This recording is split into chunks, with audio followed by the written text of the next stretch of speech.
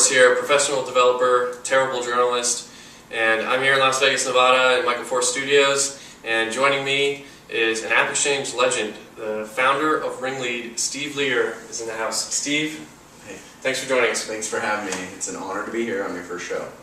Well, the honor is all mine, sir. I know that you chuckle when I call you an AppExchange legend, but I say that because I know RingLead, your product, was one of the first apps in the AppExchange? It was the first certified AppExchange partner for Salesforce before there was an AppExchange. Before there was an AppExchange? First certified partner. Okay, so that was so you've got some history there. It was very interesting in your early years. But before we get into that, let's take a time out. I know that there are going to be at least a dozen or so people who see this on the internet, and some of them might not know what RingLead is all about. So can you tell us what your company is, what you do? Sure. We automatically prevent duplicates from entering Salesforce, whether it be leads, contacts, or accounts from web form submissions, lists that you upload, manually entering them into Salesforce, and then we have a good tool for cleaning up the duplicates that are in a Salesforce already, for new customers of ours. Okay, so theoretically then, if someone was using Salesforce to manage their love life, their girlfriends, you could help to keep that data clean. We can work with any application that you use Salesforce for to prevent those duplicates. Okay, right. Well said. Okay, let's be serious here. I called you because I know that you have a success story. I call it a success story because you went from being a lone developer, bootstrap, right, until what I call a successful AppExchange AppExchange company. Right. Does that sound funny to you that I call it a success story? Sounds great. I know there's really no finish line, I suppose, but yeah. Okay. So thanks for coming here and sharing some of that with us. We'll start at the beginning. I'm just curious about. I know when I started working with the API, I was doing like S controls and things like that, and I was using version 6.0 of the API. When I started this, it was version 1.0. There was no S controls, and we had to parse some of the XML.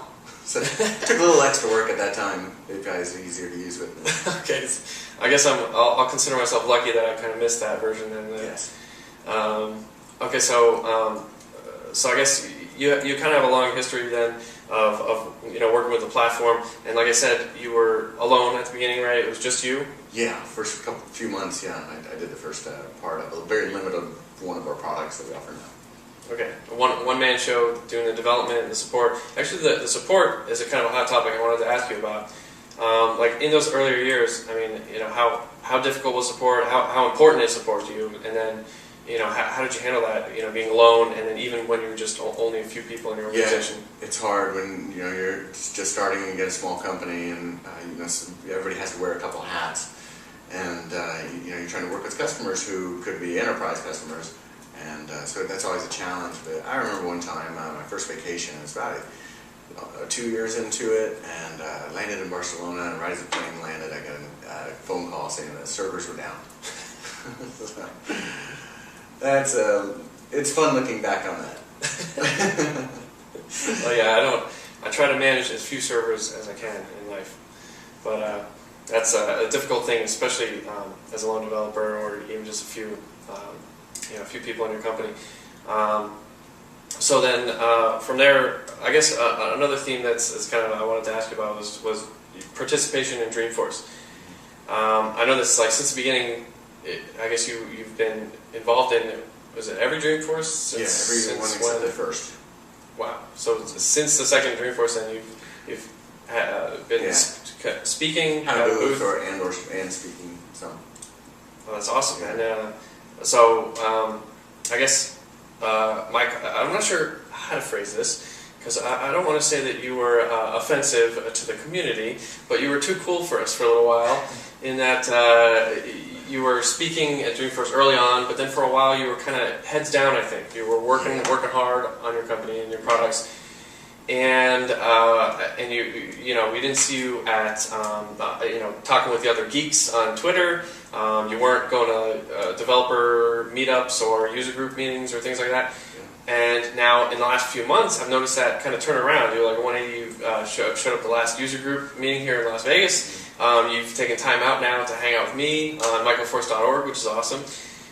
What has changed for you in the last few months? What's the big idea? Well, a lot of things. I had to take some time. We grew very quickly, and I had to take some time to clean up and prepare for the next level. So I've been doing a lot of we've been doing a lot of development and listening to our customers, adding new features, optimizing the applications, and then getting some angel investors to help for the next level. Wow, angel investors. Yeah. So that's surprising to me because I know that you started out, as I said, bootstrap, right? And what appears to me like you've gained a lot of momentum over the years, a great customer base, you have great products, continually improving. Why now have you chosen to go with like an angel investor? Yeah, well, for many reasons. I can't really talk about all of them right now, but extra money to grow into other spaces. There's a huge marketing automation space, and I think we can help our customers in a few other ways, integrating with partners, all kinds of things. Excellent. So that actually, I actually have a ton more questions. I'm going to enjoy asking you over a beer, but quite frankly, I think a lot of the people are watching this video when they should be getting back to work, so we're probably just about out of time. I know that if people do have questions for you and they want to talk more about anything that we've touched upon here, they can now get you on Twitter, right? Twitter at RingLead, RingLead. Yes. And RingLead.com as well. Sure. And more information there. And of course, you can always follow me, Michael Force, if you're not doing so already. I recommend it.